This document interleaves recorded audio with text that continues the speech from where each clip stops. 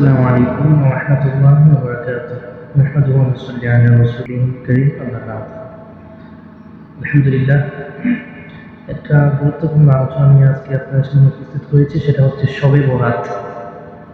তো এই বিষয়টা সম্পর্কে অনেকে আসলে জানতে চেয়েছেন যে শবে বরাতের বিশেষ আমল কি, শবে বরাত যে আছে তার বিশেষ আমলটা আসলে কি।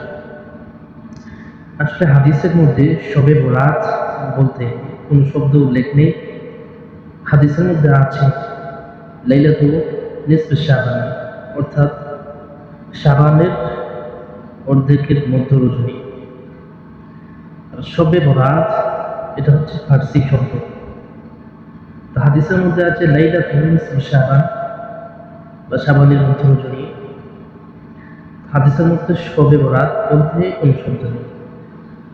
আর শবে বরাতের বিশেষ আমল হচ্ছে, এ সম্পর্কে হাদিসের মধ্যে কোথাও আলোচনা নেই যে শবে বরাতের বিশেষ আমল এটা বা ওটা।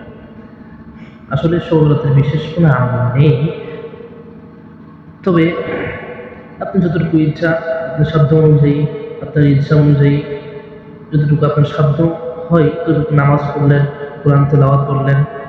তবে হাদিসের মধ্যে কোনো আদেশ বা কোনো ফজিলত বলা হয়নি যে এতটুকু নামাজ পড়বেন, এতটুকু তেলাওয়াত করবেন, এরকমটি আসলে না। শবে বরাতের গুরুত্ব সম্পর্কে হাদিসের মধ্যে কোনো আলোচনা নেই এবং কোরআনের মধ্যে কোনো আলোচনা নেই। তো আপনার সাধ্য অনুযায়ী করবেন। আসলে এগুলো হচ্ছে নফল আমল, ফরজের সর্বনিম্ন স্থানে এগুলোর স্থান।